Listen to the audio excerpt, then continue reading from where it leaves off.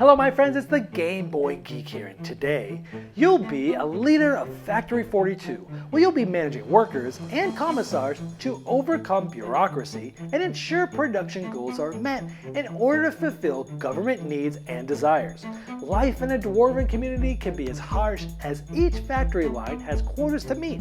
Heavy undercuts, shady deals, and obscure bargains are important tools of the trade for every team leader. Factory 42 is a semi-cooperative game of dwarves, negotiation, and manufacturing for 2 to 4 players for ages 12 and up. Takes 90 minutes to 2 hours to play and published by Dragon Dawn Productions. Now I'm going to show you how the game works and I'll see you on the other side.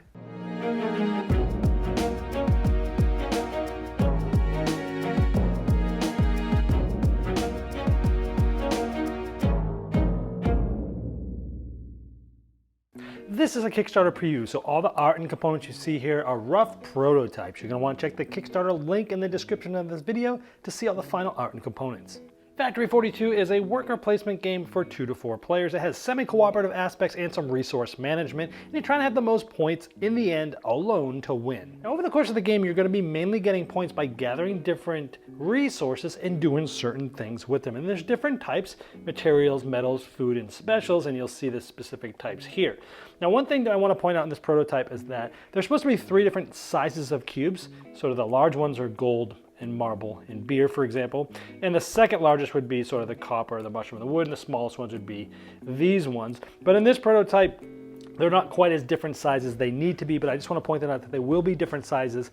And that's really important because this game uses a resource bureaucracy tower where different cubes of those resources will be falling through, make themselves available to you. For example, you'll be dropping cubes in here, and because of the makeup of this, certain cubes are going to get stuck and they won't come out for now.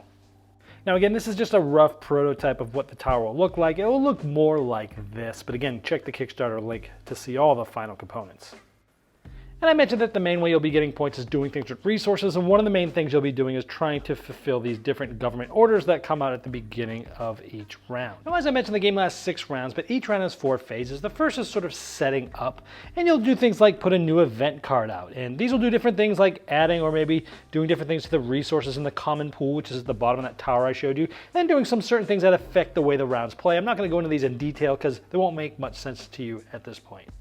But just know that different things will happen. You may need to cater your strategy depending on what comes out here. There's actually 2 sides to the board, the standard game and the advanced game. I'm going to show you the standard game first and then show you what the advanced game adds a little bit later. But there's different spots over the course of the game that you're going to be placing workers. So we're going to go through all of this. So what happens is each player will place a worker on one of the square spots or one of the hex spots. I'll tell you what the differences are these later. It depends on the spot as well. But your player board has spaces as well, and there's different things that you can do on this board that we'll show you. Now in the worker placement phase, players are placing workers into these different spots as I mentioned, and when they go to a spot, they must take the first one if they go to a square, or if they want to go in the hex space, this makes them a commissary, which has sort of different rules for that spot. We'll go over these later, but if somebody else places, it kind of goes like this. If players just go in clockwise order, placing workers until all of them have been placed. You do not activate these until after all workers have been placed. And once they've been placed, you'll go to the third phase of the round, which is resolve locations. And you're going to do it in numerical order on both the main board and then over onto the player boards as well. So you start with number 1, requisition. And so for each of these locations that's being resolved, you start with the lowest number, work your way up, and then when there's no workers left, you then activate the commissar for that spot. And what this does is it actually has you, requisition for different resources. This first worker is able to use 5 points towards the common pool. And down here, it kind of shows you the different points. So it shows you, the 3 smallest ones are 1 point, the 3 medium resources are 2, and the 3 large ones are 3, and coal is 4. So you can have 5 points to spend to place these into the common pool. So you'll be taking those resources from the supply sheet, and you'll be adding them to this common pool. Now there's already some cubes here already, because when the new government orders came out this round, it tells us to add certain resources, and the event itself for the round might do so as well. So now this player here can spend 5 points. They're also going to get a rosette. Again, it's going to look more like this. The prototype, we just have some discs here. But this is going to allow you to do different things with these resources we'll show you later. But they'll also get 1 point for their personal supply. And then the second player will then they'll have 7 points actually. No rosette, but they get 2 points towards their supply. Now this is the player's board. Your supply is here in your warehouse, and at the beginning of the game you just have the standard warehouse. You can hold up to 4 goods here. But over the course of the game you'll be able to do expansions of getting small and large expansions. You'll be getting tokens to place on here that you can place other cubes, but for now, at the beginning of the game, those are not available, just the standard is. Once you've gone through all the workers, the commissary gets 2 points to spend, plus 2 for every worker there, and then gets these sort of things here. So 1 rosette and 1 spending point per worker, so 2 of them to their personal supply. And once you're done here, you go to the second location, which is Bureaucracy. This is where the common pool, we find out what's going to be in there. So this is where you take everything that's now in the common pool and you drop it in and see what comes out. Remember, there could be cubes. There are some cubes that were primed into the tower at the beginning of the game during setup. You got to see what comes out. So we've got all those resources in our hand, and we're going to go ahead and just sort of drop them in the pool. And not all of them fell out. Some of them got stuck, but that's what we now have there for the common pool. Now the third location, loading, is when, of course, in order, these workers are going to decide 1 to 4 resources to place into rail cars. Now if there's a commissary here, all workers must add 1 more resource. And if there's at least 3 carts that go, they get 1 of those rosettes. We'll show what those do later. But this game, it's semi-cooperative because there's some negotiation going here, because some of you might be loading and different workers or different players might be shipping. And you'll be working together about saying, okay, what should we put in there? What could I use?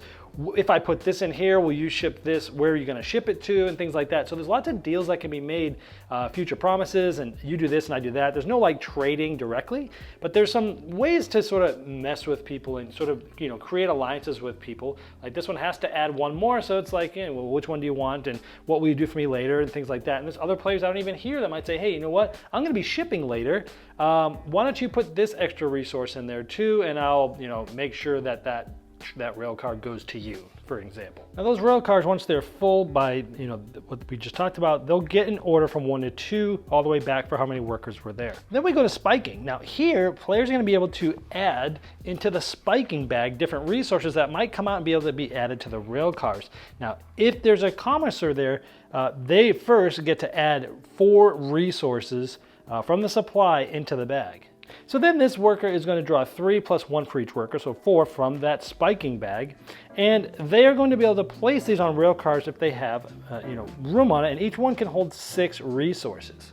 So for example, they might want to add 1 of these here, and again, negotiating for people downstream that are going to be shipping these things and where they're going to. So that's the semi-cooperative aspect, that they can add up to 2 of those resources to cars that can fit it, and each worker that was here would be able to add up to 2 resources that came out of that spiking bag into the rail cars that could fit it. But any left over plus 2 of these resources will get put back in the spiking bag.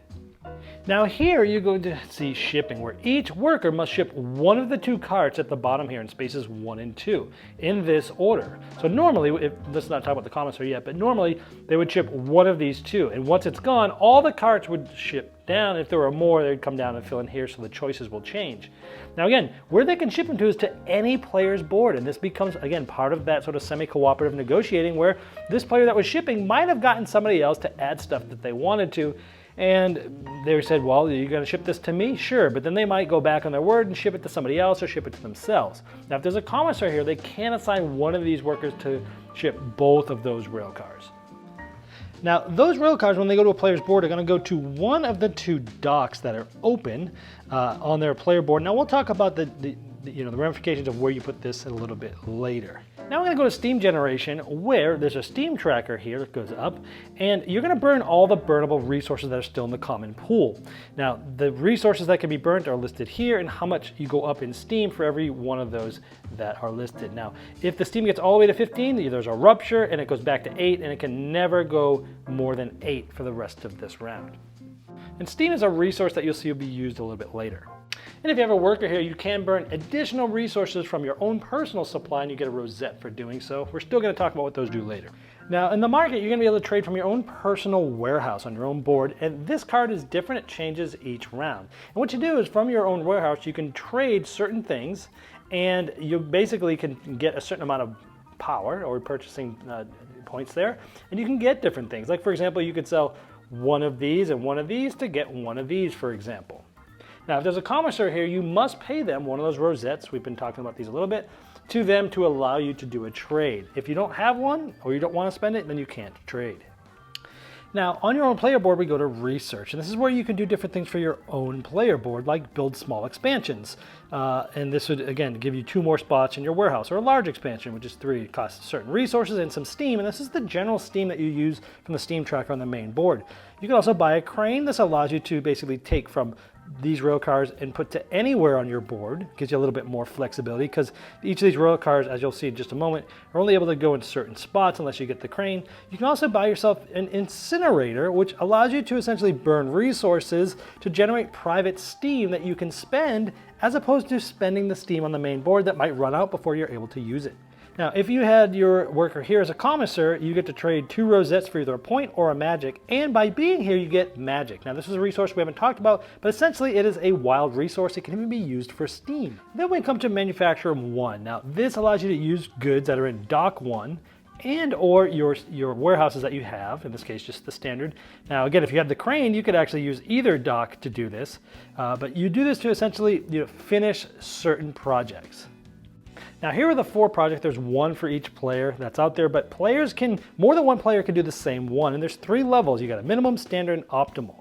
And if you do standard, you actually get 2 rosettes. If you go optimal, you get 4 rosettes, but it costs more resources to do more.